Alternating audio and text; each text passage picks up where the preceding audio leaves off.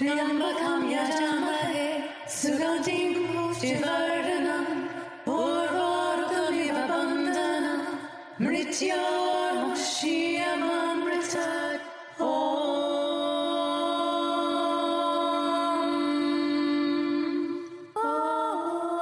Hi, this is Amelía Eon Karis. Hey everyone, it's Satya, and you're listening to Love, Sex, and the Hidden Agenda.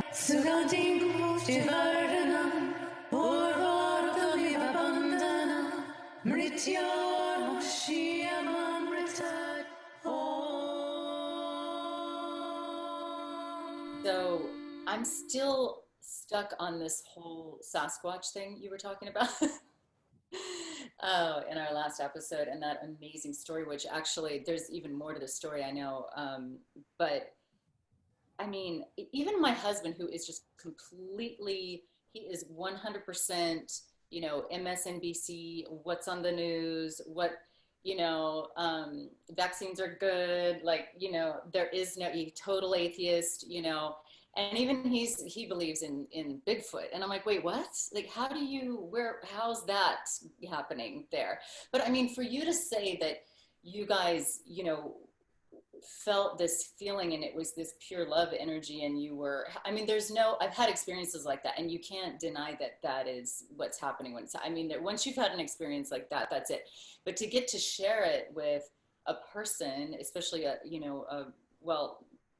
somebody you could be romantic with. I mean, I really, at least for most women, I don't think we can dream of something better than that, really, in that moment, But so we were talking about synchronicity, and, it makes me think of all the synchronicities that I've had, and I'm sure, a lot of us have had, but this is just wild. So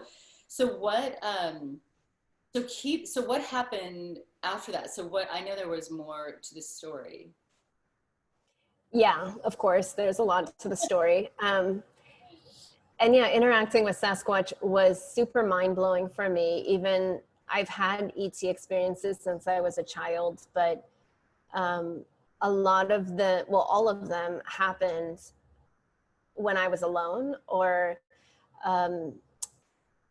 sometimes like in dream time or just after waking. And so it's easy, like I could honor them as my own experiences, and I knew that they were very real, but I didn't share them with people. I wasn't talking about them publicly. It was like my secret or my special.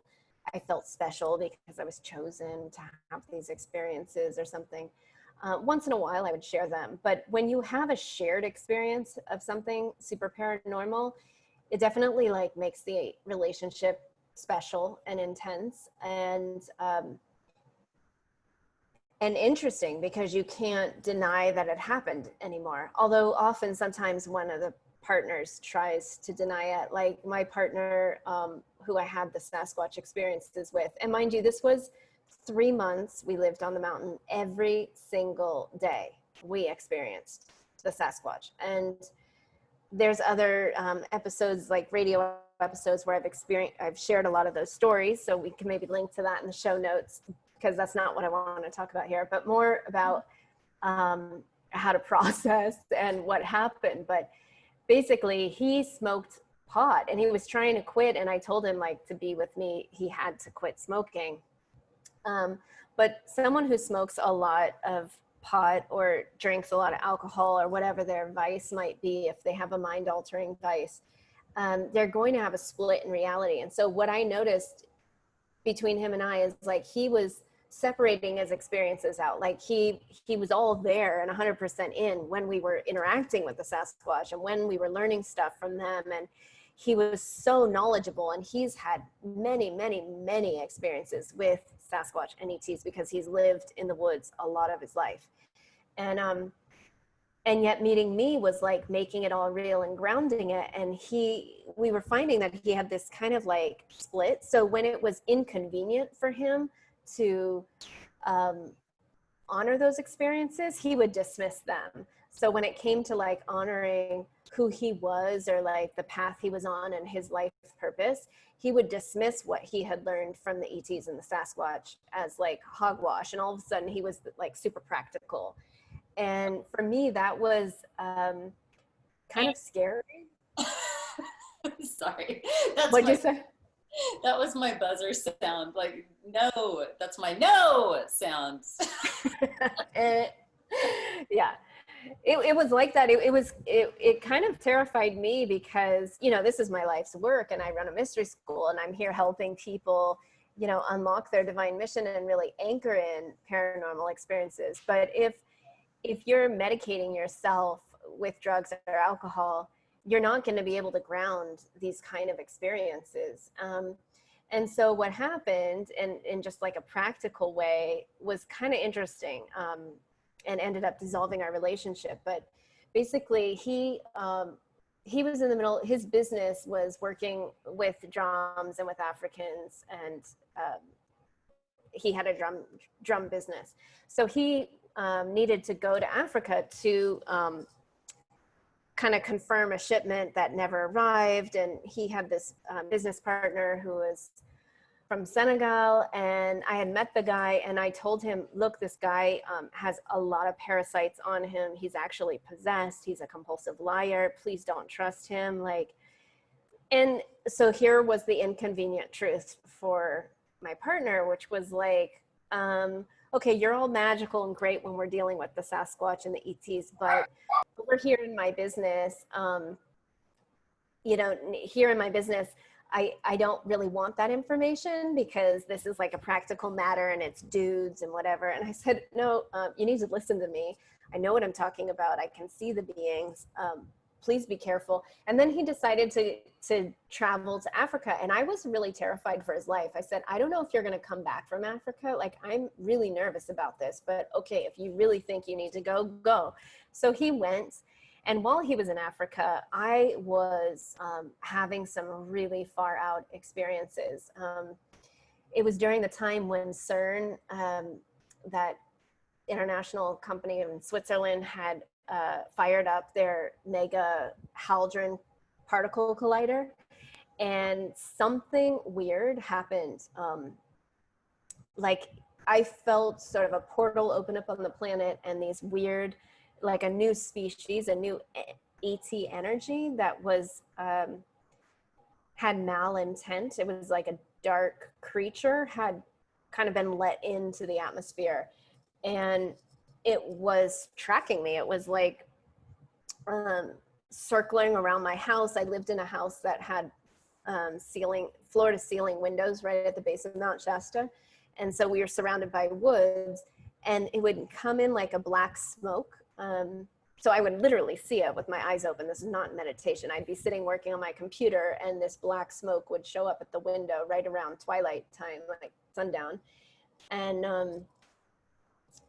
it would have like faces to it. It would kind of pop out. So each cloud looked like a collective of energy. And I was asking it, like, what is this? Is this a thought form? Is this a projection? Is this a being? And I got that it was something that had been let in, and it didn't really know where it was. It was getting familiar, and it knew me. This is going to sound super far out, but it knew me from Mars, okay? From a parallel life. So here we go, to far outness. So yeah, and I recognized this species from this parallel reality, call it a past life or parallel reality, whatever it was, but I had these experiences, and I had them with this guy that I was with, because he had the same experience. We knew each other from a time where we were like super soldiers in Mars, and there was really weird synchronicities going on around that. Now that was super far out for me, and I was having a hard time grounding it in. Like, every time it would come up in a shared experience with him and I, and it was often happening while we were camping on the mountain, I would kind of need to shut it down, because it was like, this is making me paranoid and crazy, and I don't like that. This is going too far into what's possible. Or And he was having the same memories? Like, yeah. He say, oh, whoa. Yeah, we were having a shared experience, and it would show up as like arguments. It would show up as, for me, it showed up in my anger. I would all of a sudden get super it would show up in his anger. So he would get triggered. He was quick to anger. He had a temper, and he would never direct his anger at me. In fact, most of the time he would do it alone by himself, but sometimes I would see him like kick a bucket, or, you know, like let out his frustration when he thinks no one's watching and alone. And when I would see him do that, I would get triggered. Like, how dare you allow this energy to run you? And I was like trying to clear this entity from him, which was this black smoke that looked like the things that were circling my house. So there was this weird thing. I didn't know what I was seeing when I was seeing it, but I would react from a place of knowing. You know, when your intuition and your instinct take over and you're not consciously thinking and plotting what you're going to do, you're just doing it. It was like that. Well, what I've noticed when I've seen things is that it's like there's an inner knowing going on about what it is. Because most people would think, oh, weren't you scared to death when you saw that? Like, what's it like to see? That's what I was just thinking actually with you. I'm thinking, what? You saw this black thing with, you know, like faces and like, you know, it sounds, whoa. I mean, but you obviously knew something about it. So and then all you had to do was just kind of check in or ask it. Because so much of that kind of energetic stuff it's you know, it's in the mind, or it's telepathic, or it's something you already have the knowing about, you know? Yeah, and it was interesting because things just kept lining up. We had Isa on the show before. So Isa was a healer that I was working with a lot at that moment. And I went to her and she cleared these implants from me. And I was trying to talk to her about this whole Mars reality, but every time I brought it up, I would get scared that they were gonna like hunt me or take me back there. I wanted to close down the memories. So say that again. I said, well, because one thing, you've been hunted before in your life by large organizations, so I can see why you might have been a little frightened about that. But anyway, I digress. Go ahead. Yes. So I didn't know a lot. Like all this stuff with Mars was just so far out and weird. And then I shared it with one of my students, a good friend of ours, and she asked me if I knew about Corey Good, and she turned me on to like Corey Good stuff. And I was like, okay, I can't. Every time I tried to listen to, I think it was Corey Good with, what's the guy's name? David Wilcock. David Wilcock. Mm-hmm. So she said, you need to hear this. They're talking about what you talk about. And I was like, wow, somebody else is talking about this crazy stuff, you know? So I tried to watch a few episodes at her house with her, and I just kept falling asleep. I couldn't listen to it. Every time we tried to watch another episode, I would pass out. And I said, there's something interesting. I can't hear them. Like I'm not able to hear their story. And during this time, while me and that guy were camping on the mountain, we found out that Corey Good was coming to Mount Shasta for a conference, and there was a secret space program conference happening. And we were like, okay, we need to go. But I was really scared to go. And the day before the conference, or around that same time, we were living on the mountain at the time and camping every night. And some people showed up oh my gosh, how interesting. We're recording this on the 8th of August, and it was the 8th of August. It was his birthday. It was the Lionsgate. Another synchronicity. I just realized that. Again, it was his birthday. It's his birthday today. I didn't even know that. Who, the Archangel Michael? Yeah, Adama, my ex. Whoa. Yeah. This is the Lionsgate portal too. It's a Lionsgate portal. He's born today, and we had a birthday party for him on the mountain, and we invited other campers that we had kind of met hiking. I mean, they could hear us drumming, and we had a campfire. So they were coming and they were like, oh, it's his birthday party. So there was about 7 of us. Now, mind you, we don't know them. We just met them. Everyone there we had just met. And that night we started talking, and it ended up being like 5 women and like 3 guys.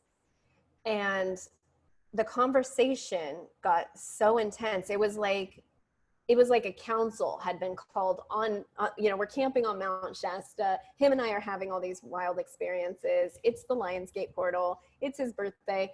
And the women who showed up to the campfire, we were all out there camping alone, working with the Sasquatch, working with paranormal energies. And one of the women, she says, I know you two, both of you, from Mars. And I was like, okay, we're not going to talk about that. But then we just started talking. So a whole bunch of stuff unloaded. She had a lot of information to share with us, which him and I had already discussed some of it. So it was a lot of confirmation. A lot of it was too much. I really didn't want to share this out loud. It felt very dangerous. And the whole next day, her and I went on a walk and discussed it and ended up doing ritual all day. Anyway, we went to go see Corey Good in person. And he talked about, people who've been in this super space program have a lot of nerve damage in their body, and they have this tingling sensation. He was talking about side effects because people were asking in the audience, like, what are some of the side effects that you've, gone? And if any of you haven't heard his story, you can watch it on Gaia TV. It's pretty far out. And he said, yeah, well, there's this nerve pain. Right now. So say that again. There's a lot of controversy going on, with him right now. So yeah, and I don't want to follow it because, I think we all have our own. Very into him or his stuff. I've never really listened to his story besides moments of it, and because for me, my memory of that whole time is something I want to actually erase and forget, because it's a very dystopic, Armageddon, apocalyptic, authoritarian rule reality that has caused me a lot of physical, emotional, and psychological pain. So I don't like to revel in those memories or even put it back together, but they come up from time to time. And this was one of those moments. And so Corey was talking about how he has this nerve pain. And ironically, my partner, he was having that nerve pain all the time. And so I said, see, look, here's confirmation. But of course, none of us want to remember these kind of memories or whatever. So he goes off to Africa, and I'm telling him, I'm feeling freaked out. I'm seeing this black smoke tracking us. I'm tracking okay, the super collider opened up some weird portal. There's weird entities on the planet. All of a sudden, Trump is in the election. This is the end of 2016. And it seems like a joke to most of us. There's no way he's going to win, whatever. And then suddenly he wins, and the whole Dakota pipeline thing is going on. And it was a crazy moment. By the way, guys, I feel like I should say, the super colliders, basically those are, it's something going on, and you can just look it up with CERN, and they have several locations, but the main thing is in France on the French-Swiss border. And well, it's Switzerland on the French border, I should say. But anyway, it's all underground, and they're literally smashing atoms together. And even Stephen Hawking had said, rest his soul, that he was afraid this was going to destroy our planet because it has that much power, what they're doing. So they are, and it's dealing with a lot of magnetic resonance and a bunch of crazy stuff. So in case we don't go into that, and people are wondering, I figured I should say that, because you're like, so there was this collider, and then yeah, you opened up a portal, and and I could feel it, and I saw that thing, and okay, so go. Yeah, and what a lot of people don't know is there's 30,000 colliders in the world. We think that there's just the one, the huge giant one, that covers this huge radius between Switzerland and France. But no, there's 30,000 all over the world. In every country, you probably live near a super collider. And there's not a lot of talk about what they're doing, but they're looking for dark matter. They're working with dark matter. And there's so much we don't understand about what they're doing, but they're literally opening portals in time, like things disappear. And I think it has, I bring it up because it's the physical phenomena that's actually happening, and why I think a lot of the Mandela effect, for those of you who know what that means, but things are changing, like timelines are changing, our relationship to time is changing, because I think that we are having metaphysical fluctuations in our magnetic resonant field. So it's not just, oh, she has a great imagination or something, like, no, these things are actually happening. They're scientific proof, and there's not a lot of talk about the mistakes or things that have happened that they don't really understand. And if you guys have seen that TV show Stranger Things, or that Netflix series Stranger Things, that is a collider where they're, you know, opening the upside down world and all that. It's very real. And so at this time I was, I'm sorry, these are the same people that created the World Wide Web back in the day. CERN, yes. So check it out. They also have a crazy logo that is 666. Pretty weird. But anyway, I digress. Okay. Here's the point. So my boyfriend's in Africa. I'm freaking out because I think that he is under well, I'm seeing that he's under a lot of kind of dark attack, energetic attack from multiple dimensions. And I am fighting tirelessly on his behalf. Like sometimes what that looks like, for those of you who don't know what shamanic work looks and feels like, flailing around on the floor, sort of doing a lot of battles, very deep cathartic process for his soul. And not only me, I had like 3 other healers helping me, because what I was seeing and experiencing, I needed backup, and they could all see it and experience it. And there was a shared vision around this. Now, here's where it gets weird. I'm trying to call him to tell him and warn him, like, look, you need to get on the next plane back here. Like, you are in a vortex that you're not going to win. Like, your business is going to, it's failing, let go. If you try and hold on any longer, it will swallow you. It's much more than money. This is like a dark entity. And he was tired of, like, this was the inconvenience of me being a seer at this point. Like, sometimes he loved it, and this moment he hated it. And I'm trying to call him because I had had a whole night of kind of torture working with his demons, or these entities. And every time I call his phone, now he's been calling me, you know, we were talking every day on the phone, and he has a cell phone, right? So I'm trying to dial his cell phone direct from my phone. And every time I call him, I'm getting this weird recording of a British voice. And at first, you know, every time I heard it, I thought, oh, you know, it's like what you think is like, sorry, you've reached a number that is disconnected or no longer in service. I was expecting it to be that, but instead it was like a British man telling a story. And I thought, well, this is weird. It's like a line crossed, like in the old days where they would plug in the phone. It's like someone plugged, I'm dialing a number and it's being plugged into story time at the library or something. Oh my God. And so I just kept hanging up and redialing, hanging up and redialing, hanging up. And I was like, why is the phone not ringing? There was no ringtone. It would just be this guy's voice. And then I said, okay, well, I heard in my head, listen to the story. There's a story. So I was like, well, you know, this is an expensive phone call. I'm calling Africa. You know, it's not like a toll-free number. But I called it and I was like, okay, I'm just going to listen. And the first thing I heard is, and the black smoke filled the air and the people went mad and they started turning on each other and they were filled with fear and the Martian invasion. And I'm thinking, what? Did he just black smoke and Martian invasion? Like, and that's what I'm trying to tell That's why I'm calling my boyfriend, right?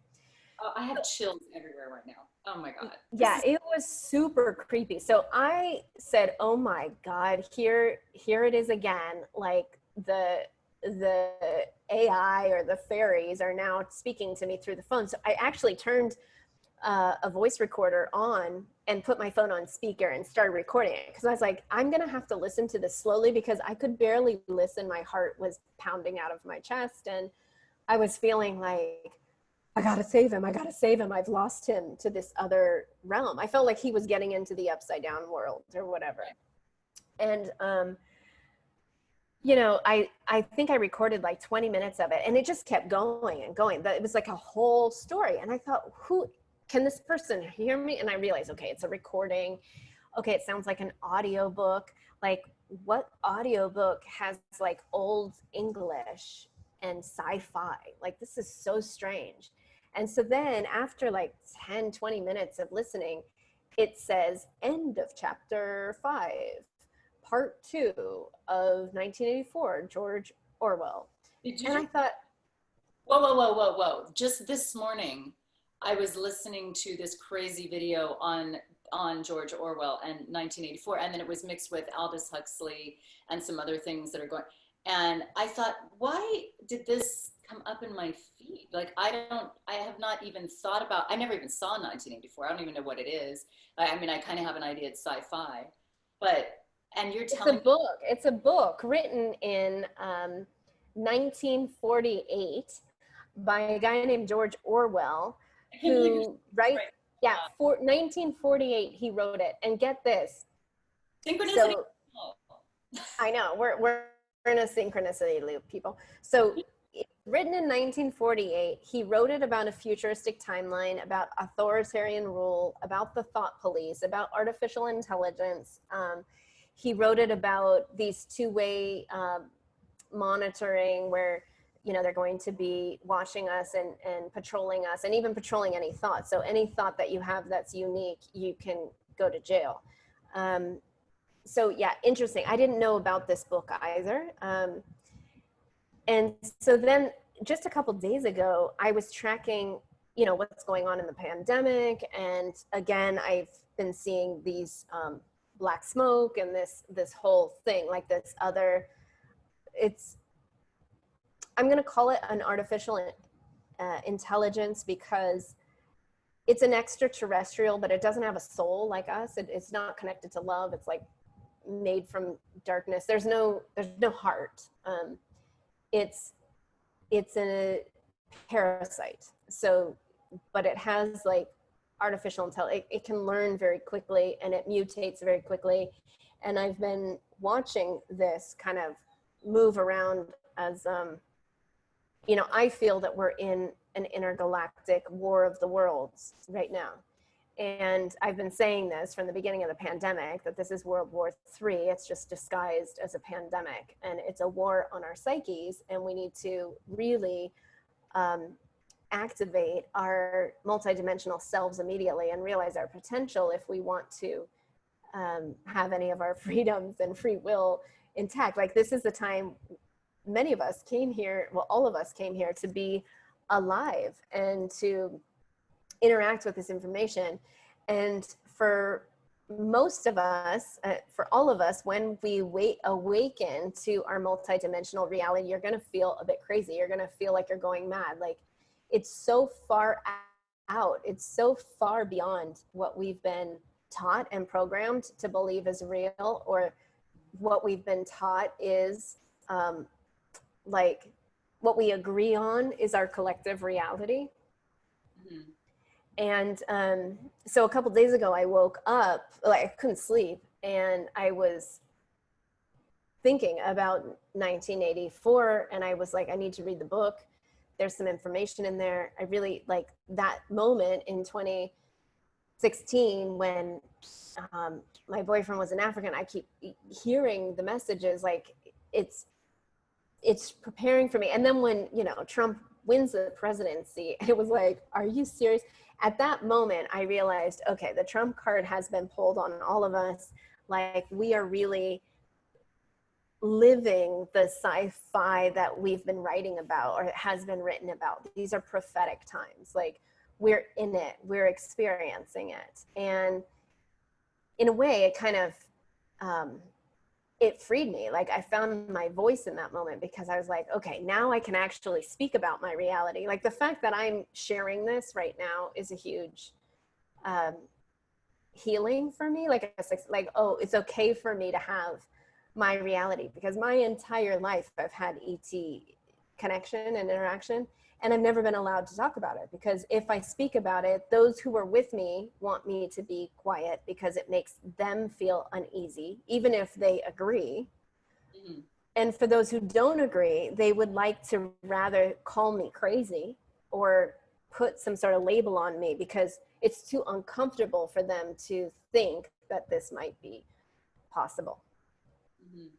And I think right now, things are getting weirder and weirder, and there's more and more UFO sightings. And unfortunately, I don't think any of us can escape it anymore. So. I feel so emotional right now. This just feels big, really big. And I also feel like I kind of want to pass out. It's weird. It's a combination of weird. Yeah, it's overstimulating, and we should sort of I want to close, but I don't want to leave you in like oh my God.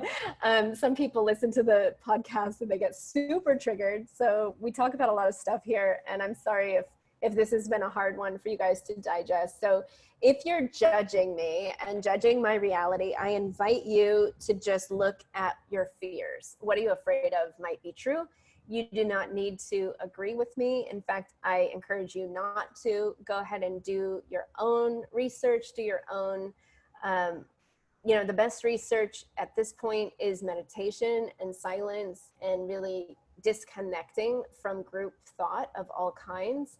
So I don't think you should just subscribe to my belief or anyone else's belief just because they seem like an educated person or someone you want to agree with. Like, we need to find the truth within ourselves. We need to know what's true, and we need to come into singularity within ourselves. So one thing that really breaks my heart is when people know the truth and then they can't own it because there's a disconnection inside. We've disowned so many parts of ourselves through our own trauma, through feeling like we're going to be rejected if we talk about this, or abandoned or unloved.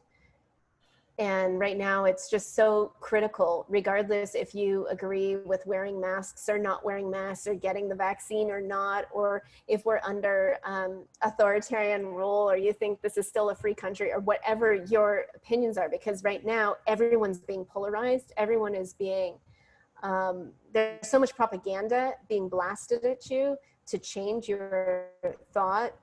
So please, please, please, like, take time to be silent, to be alone in nature, to trust yourself, because the only way we're going to navigate what's to come, and believe me, what you're hearing from me is just the tip of the iceberg. Like, there's so much more craziness, and no one is immune from it. So find your sanity, find that place inside you where doesn't change. Like, we all have that silent place within us where we can connect to our soul and embody our soul. And that is the purpose of this pressurization right now. And when we can do that, then we can really step into the potential that we have and sort of embrace the totality of the light and the dark, of the shadow and the light, and all that we've experienced. So if you don't know how to do that, of course, you can go to my website, knowtheself.com, and check out my mystery school. I was going to say, that's basically, a lot what can be learned in your school, for sure. I know I learned that, just to have that kind of unshakable knowing of my own voice, my own truth. And there's something, to me, it's the most powerful thing a person can learn, because once you have that, then you can be in front of anyone. It doesn't matter who, and you can be in front of the most powerful people in the world, and you feel 100% confident in who you are. Yeah, it's imperative for us to stand in our own energy field and to stop giving our energy to others, whether it's other entities, other people. There's so much manipulation going on right now. So please, friends, take care of yourself, know your own truth, stand in your own power. And I hope you'll tune in to us next week. Thanks for listening.